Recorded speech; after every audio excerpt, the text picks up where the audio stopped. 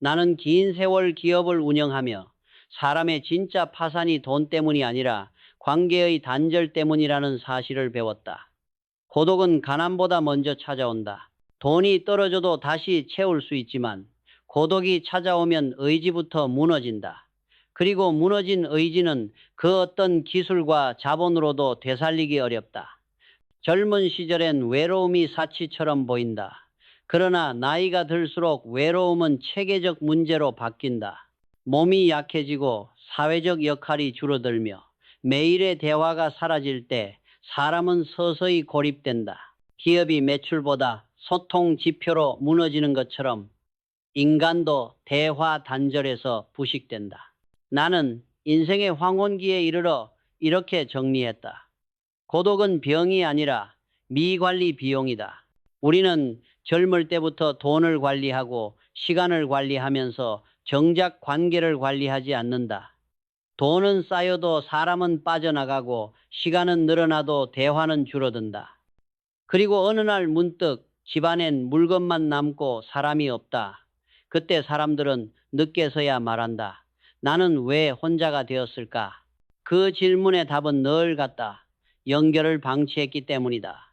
사업에서도 고객 관리가 끊기면 시장 점유율을 잃는다. 인생에서도 관계 관리가 끊기면 마음의 점유율을 잃는다. 관계는 꾸준히 업데이트해야 유지된다. 그러나 대부분의 사람은 관계를 유지보수의 대상으로 보지 않는다. 젊을 땐 자연히 생기던 인연이 노년에는 자연히 사라진다. 왜냐하면 유지할 의지를 예산처럼 아끼기 때문이다. 나는 늘 이렇게 말했다. 인간의 외로움은 운명이 아니라 선택의 결과다. 누군가는 홀로 남을 운명이라 말하지만 나는 그렇게 생각하지 않는다. 고독은 내 안의 관리 포기에서 시작된다. 아침에 일어나 오늘 누구에게 먼저 안부를 보낼까를 생각하지 않으면 하루는 곧장 닫힌다. 기업이 하루 거래를 놓치면 매출이 떨어지듯 인간도 하루의 인사를 놓치면 마음의 시장이 줄어든다. 고독을 두려워하지 말라. 그러나 방치해서도 안 된다. 나는 고독을 두 가지로 구분한다. 하나는 선택적 고도 소리뛰다. 이는 나를 성찰하게 하는 고요다. 혁신의 아이디어와 결정은 늘 이 고독 속에서 태어난다. 그러나 또 다른 하나는 방치된 고독티다. 이것은 병이다.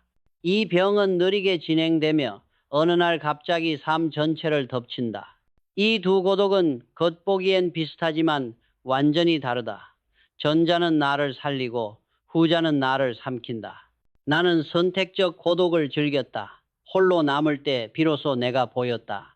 사람은 타인 속에서 자신을 잃고 혼자 있을 때 자신을 회복한다.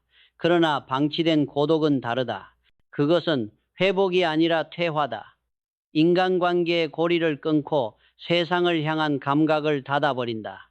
그 상태에서는 아무리 좋은 음식도 아무리 따뜻한 방도 위로가 되지 않는다. 그렇다면 왜 어떤 사람은 외로움에 무너지고 어떤 사람은 홀로 서 있을 수 있을까?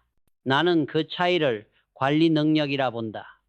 고독을 다스리는 사람은 자기 자신을 기업처럼 운영한다. 감정은 회계처럼 점검되고 인간관계는 재무처럼 관리된다. 오늘 나는 누군가에게 따뜻한 말을 건넸는가? 오늘 내 마음의 잔액은 흑자인가 적자인가? 이 질문을 매일 던지는 사람은 외로움에 침식되지 않는다. 내가 회사를 세우고 위기를 넘길 때마다 느낀 것은 조직의 붕괴는 언제나 내부에서부터 시작된다는 점이다. 인간도 마찬가지다. 외로움은 외부 환경이 만든 것이 아니다. 그것은 내부 시스템의 고장이다.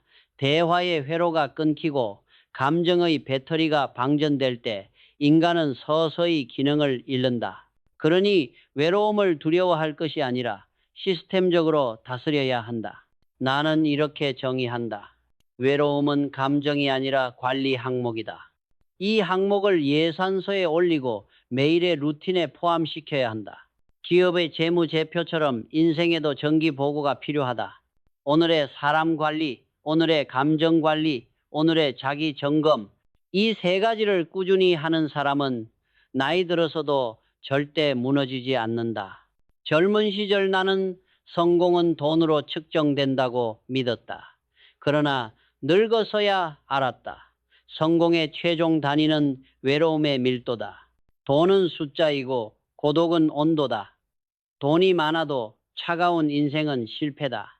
나는 차라리 돈이 적어도 따뜻한 관계를 가진 인생을 성공이라 부른다.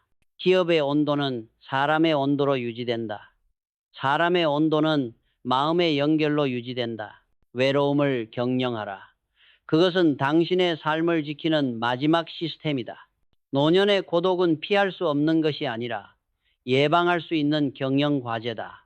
기업이 불황을 예측하고 대비하듯 인생도 고독기를 예측하고 준비해야 한다. 나는 이를 인생의 내부 감사라고 부른다. 한 달에 한 번 내 마음의 재무 상태표를 열어보라. 누구와 대화했는가? 누구에게 감사했는가? 누구를 미워했는가? 그 대답 속에 고독의 정도가 있다.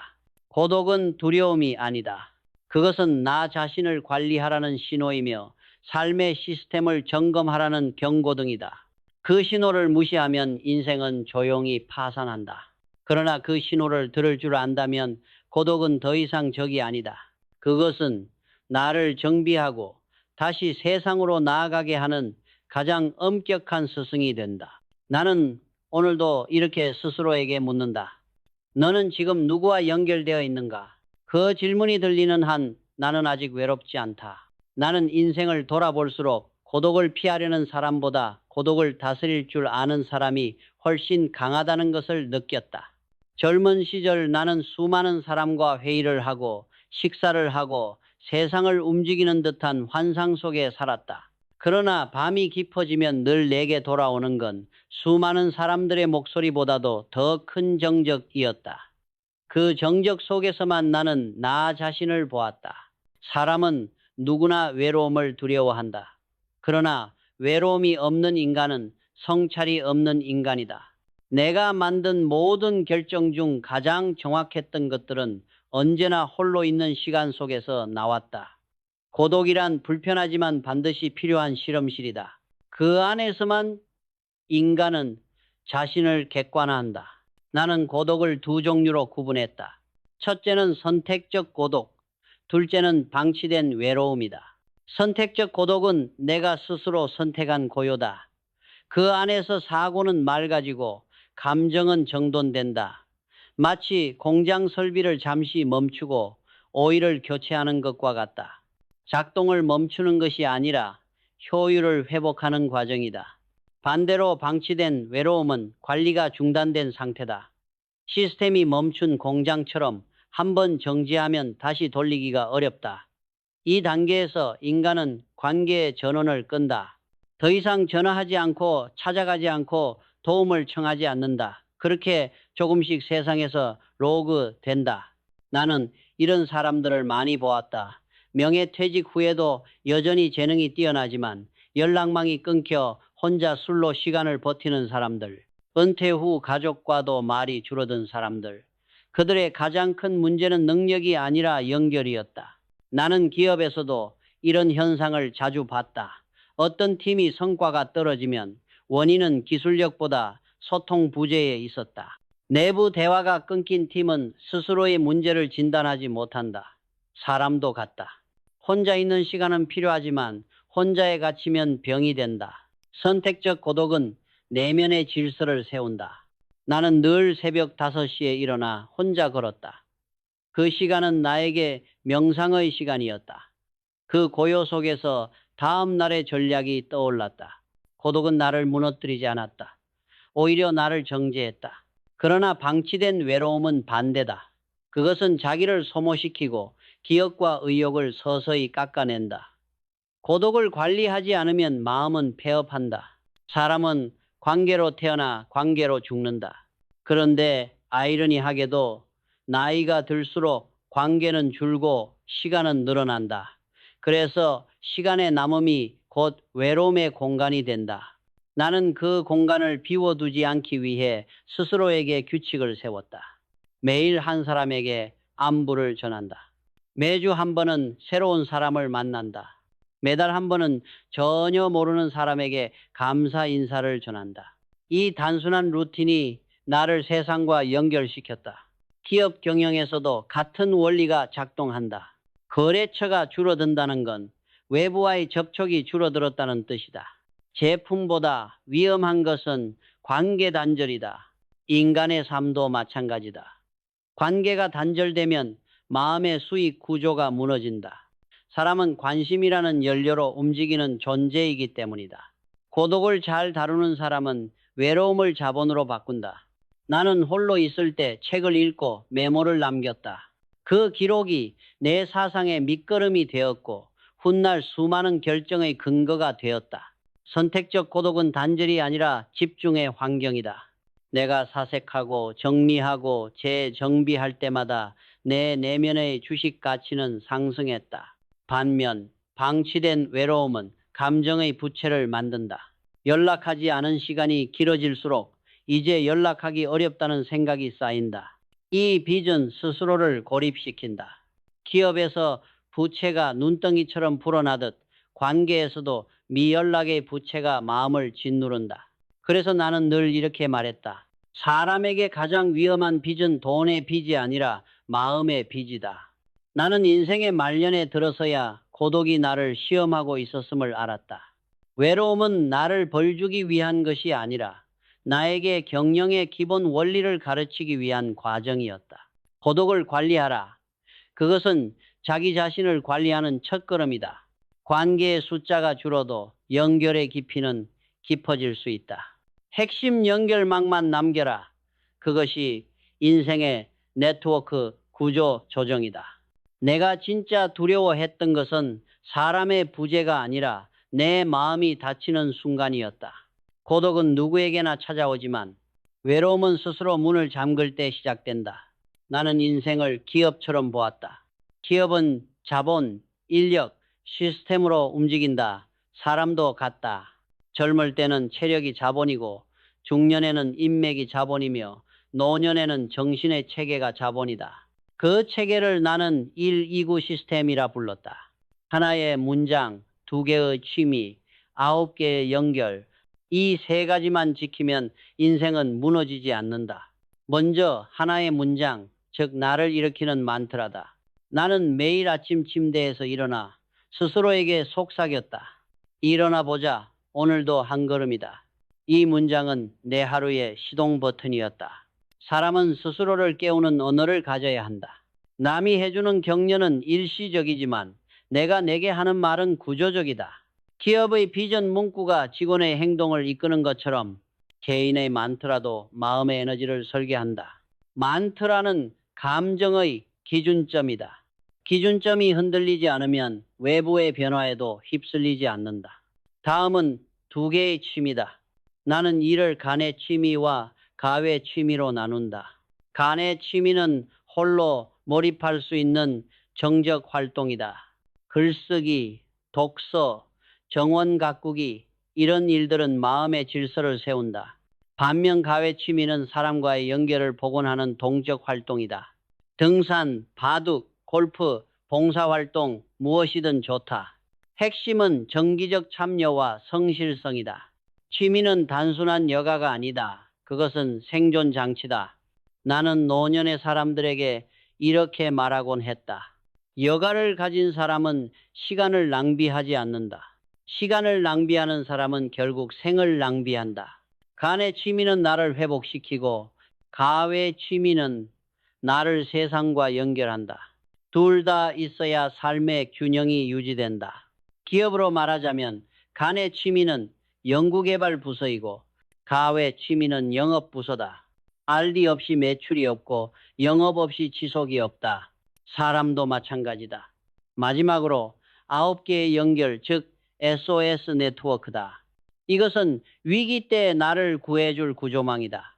나는 늘 내 수첩에 9개의 이름을 써두었다.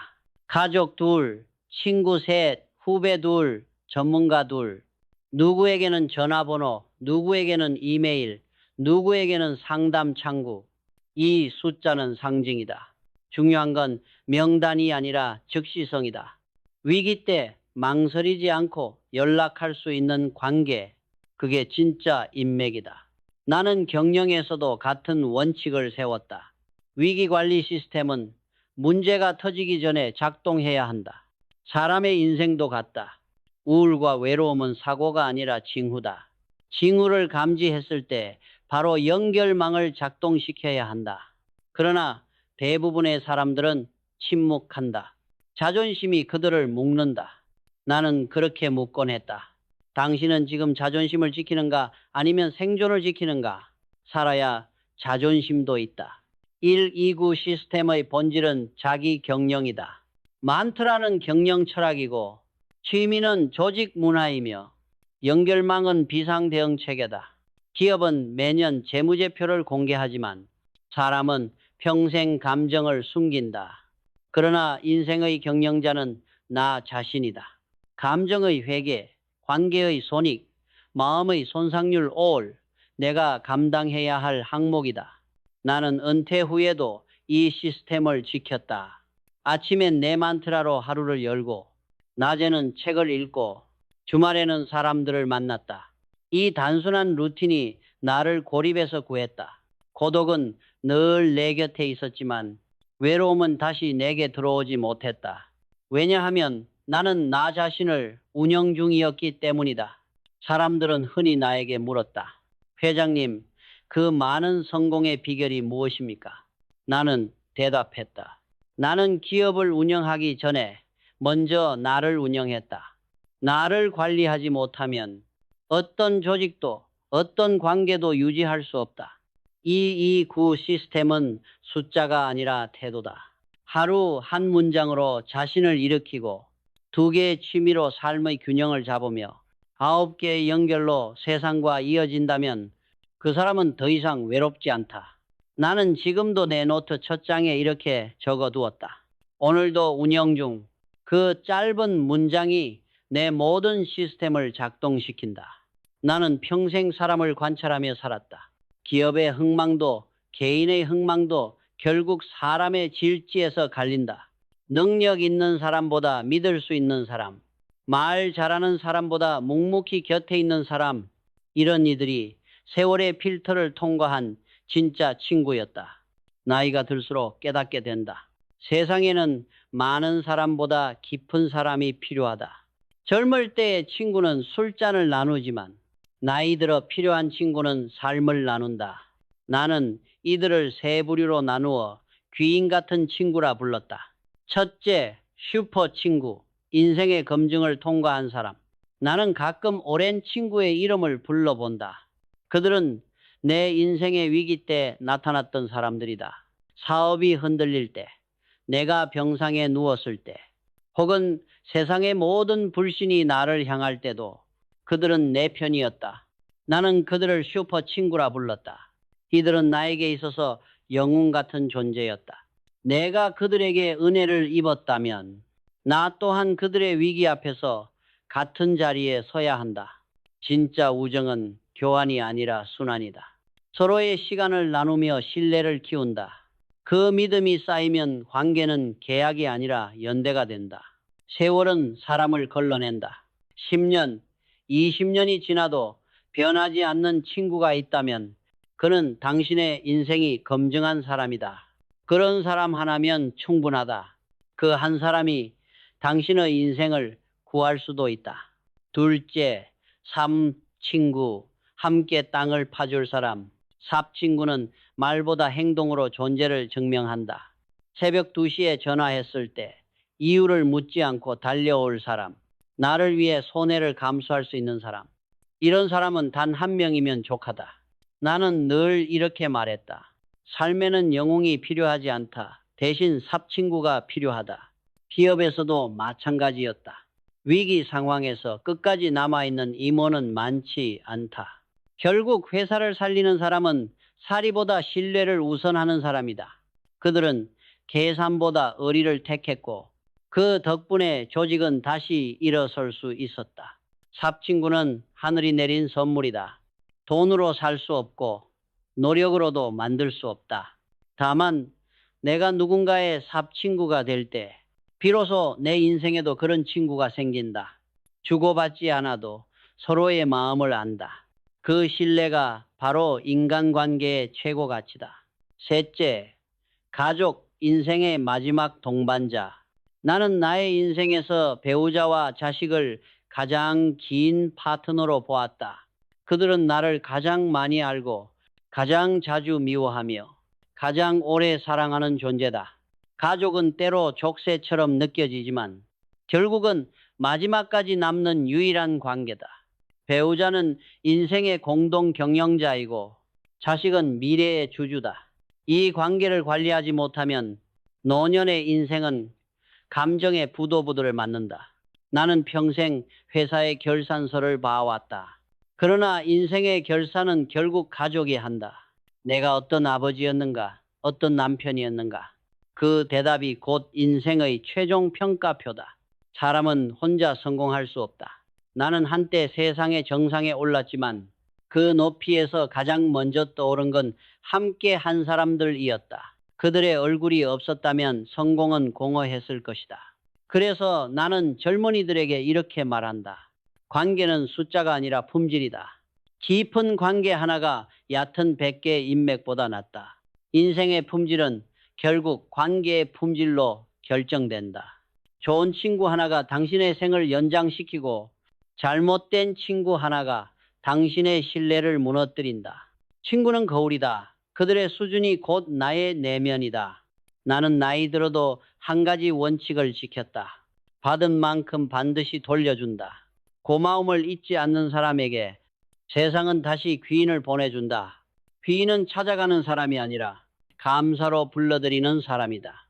당신이 먼저 손을 내밀 때 그 손끝에서 인생의 품격이 결정된다. 나는 평생 수많은 사람을 보았다. 1000명 중에는 스승이 있었고 100명 중에는 귀인이 있었다. 그러나 10명 중 1명은 반드시 도구 같은 사람이 있었다. 그들은 겉으론 인간의 얼굴을 하고 있었지만 속으론 타인의 에너지를 빼앗는 존재였다. 기업 경영에서도 이런 사람은 존재했다. 겉으로는 충성스럽지만 속으로는 조직의 신뢰를 무너뜨리는 자. 그들은 늘 회사를 위해서라고 말했지만 실상은 자신만을 위해 움직였다. 나는 이런 유형을 가스라이팅형 리더라 불렀다. 가스라이팅은 단순한 심리 조작이 아니다. 그것은 상대의 판단력을 마비시키는 지배 행위다. 처음에는 친절과 조언으로 다가온다. 그러나 점차 상대의 자존심을 흔들고 외부의 모든 관계를 끊게 만든다. 그는 이렇게 말한다. 네가 믿을 사람은 나뿐이야. 그 순간 상대는 이미 생각의 인질이 된다. 이 관계는 더 이상 인간적이지 않다. 그는 도움을 주는 척하면서 통제하고 사랑을 주는 척하면서 지배한다. 나는 이런 관계를 수없이 봤다. 가정에서도 회사에서도 사회에서도. 가스라이팅의 본질은 고립이다. 상대가 외부의 시선에서 분리될수록 그의 세계는 조종자의 손안에 들어간다. 그리하여 결국 그는 자기 판단력을 상실한 노예가 된다. 나는 경영에서도 이 원리를 명확히 봤다. 의견이 사라진 조직, 비판이 없는 회의. 그건 이미 독재의 첫 단계였다. 그 순간부터 회사는 썩기 시작한다. 인간관계도 마찬가지다. 대화가 끊기고 비판이 사라질 때 그 관계는 이미 죽은 것이다. 또 하나, 나는 세상에서 가장 비열한 조작을 그루밍이라 부른다. 그루밍은 단순한 달콤함이 아니다. 그것은 의존을 미끼로 한 세뇌다. 상대의 상처를 어루만지는 척하면서 결국 그 상처를 이용한다. 그들은 늘 보살핌을 말하지만 실제 목적은 지배다. 나는 젊은 임원들에게 경고했다. 당신을 지나치게 칭찬하는 사람을 조심하라. 그는 당신의 방심을 노린다. 그루밍형 인간은 상대의 불안을 파고든다. 그는 스스로를 안식처로 포장하지만 사실은 타인의 정신을 갉아먹는 감정의 기생충이다. 이들은 상대가 자신 없을 때, 즉 외로움이 가장 깊을 때 나타난다. 그래서 외로움은 단지 감정의 문제가 아니라 조작당할 틈새의 시작이다. 나는 인생의 후반부에 이런 결론을 내렸다. 나쁜 관계는 고쳐 쓰는 것이 아니라 도망쳐야 한다. 사람은 자신을 병들게 하는 관계로부터 거리를 두어야 건강을 되찾는다. 독한 약을 계속 마신다고 병이 낫지 않는다. 해독은 회피에서 시작된다. 가스라이팅이나 그루밍은 결코 한순간에 끝나지 않는다. 그들은 감정의 미로를 만들어 당신이 출구를 찾지 못하게 한다. 그래서 그 관계를 끊을 때는 죄책감이 아닌 생존 본능으로 결정해야 한다. 미안해할 필요가 없다. 당신의 마음을 지키는 일에 사과는 필요 없다. 나는 경영에서도 똑같이 했다. 조직을 좀먹는 인물은 설득으로 바꾸지 않았다. 그는 배신으로 회사를 망가뜨릴 뿐이다. 그래서 나는 언제나 단호하게 잘라냈다. 그 단호함이 회사를 살렸다. 인생도 같다. 독한 인간을 끊지 않으면 그는 당신의 삶까지 소유하려 든다. 나는 지금도 이렇게 말한다. 귀인을 만나면 지켜라. 귀신을 만나면 도망쳐라. 귀인은 당신을 성장시킨다. 귀신은 당신을 소모시킨다. 귀인은 당신의 가능성을 믿지만 귀신은 당신의 불안을 이용한다. 삶은 끊임없는 선택이다. 당신이 누구와 함께 하느냐가 당신의 내일을 결정한다. 때로는 남는 것이 아니라 떠나는 용기가 진짜 지혜일 때가 있다. 나는 늙는다는 말을 두려워하지 않았다. 세월은 누구에게나 공평하다. 그러나 그 세월을 어떻게 사용하느냐는 각자의 경영 능력이다. 젊을 때는 몸이 성장하지만 나이 들어서는 지혜가 성장해야 한다. 이것이 바로 내가 말하는 결정성 지능, 즉 삶을 통해 축적되는 지식과 경험의 합산치다. 젊을 때의 지능은 유동적이다. 기억력, 반응 속도, 언어 습득력, 이 모든 것은 타고난 자본이다. 하지만 인생은 처음부터 불공평하다. 누군가는 IQ가 높고 누군가는 두뇌 회전이 빠르다. 그러나 나는 그런 타고남보다 축적되는 사고력이 훨씬 중요하다고 믿었다. 결정성 지능은 나이를 먹을수록 커진다. 왜냐하면 경험과 학습이 매일 이자를 붙여주기 때문이다. 기업의 자산처럼 공부와 경험은 시간이 지나도 감가상각되지 않는다. 오히려 더 단단해진다. 나는 젊은 시절 매일 책을 읽었다. 하루 한 장이라도 읽었다. 그 한 장이 내 사고의 방향을 바꾸기도 했다. 책은 내게 말을 걸었다. 세상은 넓지만 진리는 좁다.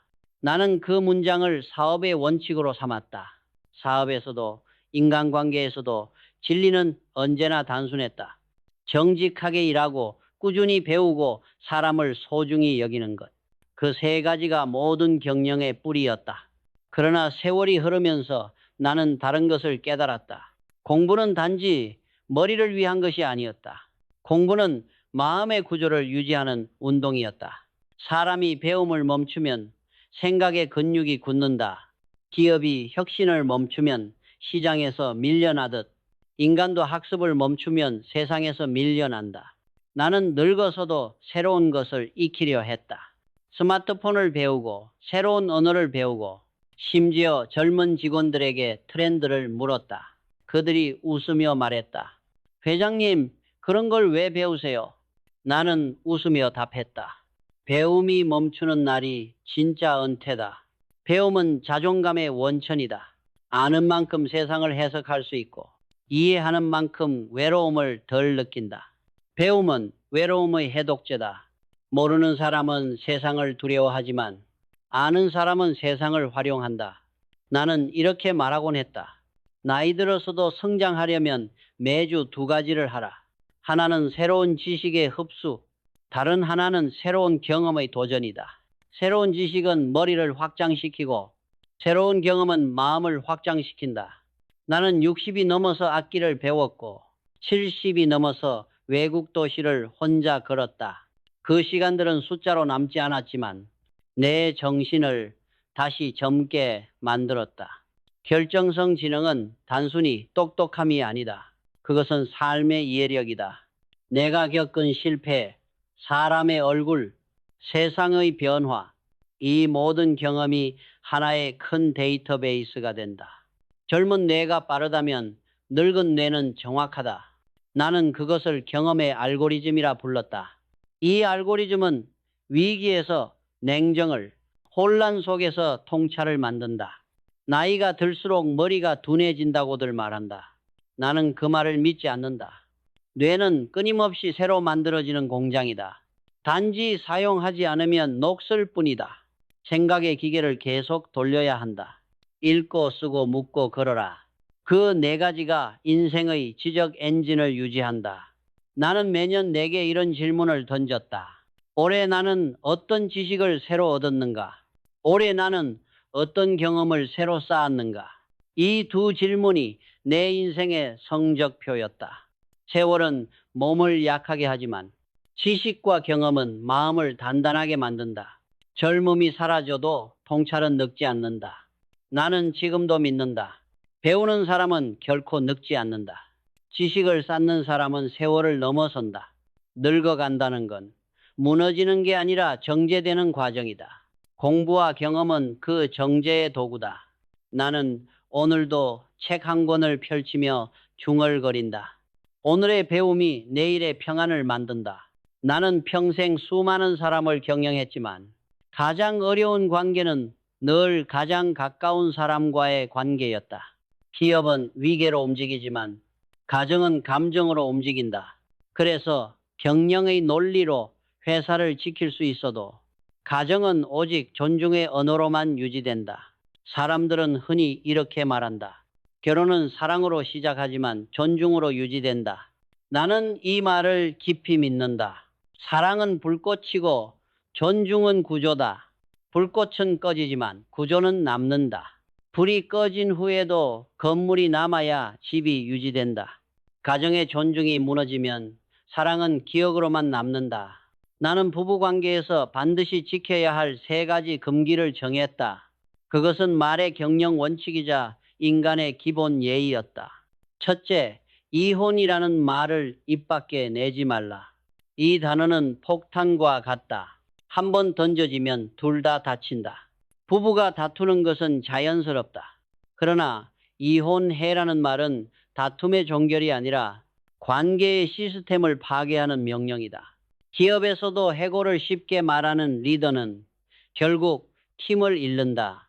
가정도 같다. 이혼을 말하는 순간 모든 문제 해결의 통로가 닫힌다. 생각으로조차 품지 말라. 생각은 말을 낳고 말은 행동을 낳는다. 나는 이렇게 말했다. 이혼을 생각하는 순간 관계는 이미 반쯤 무너진 것이다. 부부는 싸워도 좋다. 그러나 끝내지 말고 멈춰라. 멈춤은 회복의 기회다. 둘째, 상대의 콤플렉스를 건드리지 말라. 사람에게는 누구나 약점이 있다. 배우자에게 그 약점을 조롱받는 순간 그는 사랑이 아니라 모욕을 느낀다. 나는 수많은 가정이 무너지는 이유를 보았다. 경제 문제도 성격 차이도 아니었다. 그들은 결국 서로의 상처를 무기 삼아 싸웠다. 말은 칼보다 빠르다. 칼은 상처를 남기지만 말은 마음을 남긴다. 한 번 던진 말은 다시 주워 담을 수 없다. 가장 가까운 사람에게 가장 잔인한 말을 하는 것이 인간의 가장 큰 약점이다. 기업에서도 비판은 사실로 해야지 감정으로 하면 조직이 붕괴된다. 가정도 같다. 사랑은 감정이지만 존중은 기술이다. 그 기술은 배우자의 아픔을 건너뛰는 언어에서 나온다. 나는 늘 아내에게 물었다. 내가 어떤 말을 하면 가장 상처가 될까? 그 질문 하나로 수많은 싸움을 예방할 수 있었다. 부부 사이의 존중은 침묵이 아니라 배려의 언어로 증명된다. 셋째, 다른 사람 앞에서 배우자를 낮추지 말라. 사람은 누구나 인정받고 싶어 한다. 특히 사랑하는 사람에게서. 그러나 많은 부부가 타인 앞에서 농담처럼 서로를 깎아내린다. 그 웃음은 오래가지 않는다. 그 순간 배우자의 마음은 조용히 다친다. 나는 회의 자리에서도 절대 직원의 체면을 깎지 않았다. 공개적인 자리에서 존중을 잃으면 그 사람은 더 이상 나를 신뢰하지 않는다. 배우자 관계도 같다. 가정이란 가장 작은 조직이다. 그 안에서도 위계가 아니라 존중의 질서가 필요하다. 타인 앞에서 배우자를 보호하는 사람, 그가 진짜 어른이다. 사람들은 말한다. 사랑은 시간이 지나면 식는다. 나는 다르게 본다. 사랑이 식는 게 아니라 존중이 다른 것이다. 존중이 다르면 사랑은 제 온도를 잃는다. 사랑이 사라져도 존중을 남길 줄 아는 사람, 그가 진짜 성숙한 인간이다. 나는 젊은 시절보다 지금 더 아내를 이해한다. 사랑이 깊어져서가 아니라 함께한 세월이 내게 인내의 기술을 가르쳤기 때문이다. 관계는 감정으로 시작해 기술로 유지된다. 그 기술의 이름이 바로 존중이다. 나는 오늘도 이렇게 적는다. 가정의 존중은 삶의 품격을 결정한다. 기업의 신뢰가 회사를 지키듯 가정의 존중이 사람을 지킨다. 가장 가까운 사람에게 가장 따뜻한 말을 남기는 것. 그것이 나이 들어서도 사랑을 경영하는 법이다. 나는 인생의 후반부에 들어서며 이런 생각을 자주 했다. 모든 것은 사라져도 태도는 남는다. 재산도, 명예도, 건강도 언젠가 나를 떠난다. 그러나 내가 세상과 사람을 대하던 방식, 그 존중의 태도만은 끝까지 나와 함께 간다. 젊은 시절 나는 수많은 경쟁 속에서 살았다. 성공은 속도였고 부는 수치였다. 그러나 늙어가며 깨달았다. 진짜 성공은 남보다 앞서는 것이 아니라 스스로의 존엄을 지키는 것이었다. 사람은 누구나 외로움을 겪는다. 그러나 외로움은 패배가 아니다. 그것은 삶의 점검표다. 나는 외로움을 느낄 때마다 이렇게 물었다. 지금 나는 나답게 살고 있는가? 그 질문이 들릴 때마다 나는 아직 살아 있었다. 외로움은 나를 고립시키지 않았다. 오히려 나를 정화시켰다. 소음 속에서 잊었던 내 목소리를 듣게 했고, 욕망에 가려진 내 중심을 다시 세우게 했다. 외로움을 견딜 수 있는 사람만이 진짜 관계를 맺을 자격이 있다. 나는 경영에서도 같은 원리를 적용했다. 회사가 어려울 때 가장 먼저 한 일은 조용히 멈추는 것이었다. 불필요한 사업을 정리하고 낭비된 비용을 점검했다. 인생도 마찬가지다. 나이 들어 외로움이 찾아오면 그건 인생이 나에게 보내는 내부 감사 통보서다. 지금 무엇을 줄이고 무엇을 다시 세워야 할지를 묻는 것이다. 나는 그때마다 내 삶의 항목을 점검했다. 오늘 감사 인사를 한 번이라도 했는가? 오늘 누군가의 이름을 먼저 불렀는가? 오늘 나 자신에게 친절했는가? 이 세 가지의 예라고 답할 수 있으면 나는 그날을 잘 산 것이었다. 존중은 남에게만 필요한 덕목이 아니다. 자기 자신을 존중하지 못하는 사람은 결국 타인도 존중할 수 없다. 나는 인생을 존중의 경영이라 불렀다. 기업의 신뢰가 이윤을 낳듯 인간의 존중이 행복을 낳는다. 존중은 관계의 이자이자 삶의 배당금이다. 그것은 세상과의 거래가 아니라 스스로에게 내리는 품격의 결산서다. 노년의 외로움은 피할 수 없다. 그러나 존중이 남아있다면 그 외로움조차 품격으로 바뀐다. 나는 그렇게 믿었다. 존중이 있는 사람은 고독해도 초라하지 않다. 그의 침묵은 쓸쓸함이 아니라 깊이이며 그의 홀로됨은 빈틈이 아니라 여백이다. 세상은 연결로 움직인다. 그러나 연결의 목적은 단순한 교류가 아니라 존중의 순환이다. 한 사람의 따뜻한 말이 또 다른 사람의 삶을 살린다. 내가 한때 회사를 세웠던 이유도 결국은 사람이 사람을 돕는 구조를 만들고 싶었기 때문이었다. 나는 지금도 마지막 문장을 이렇게 남기고 싶다. 존중은 인간이 남길 수 있는 마지막 자산이다.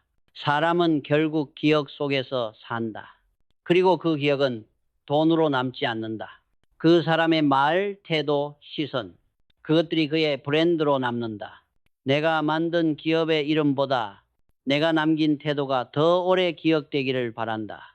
그 태도의 이름은 존중이다.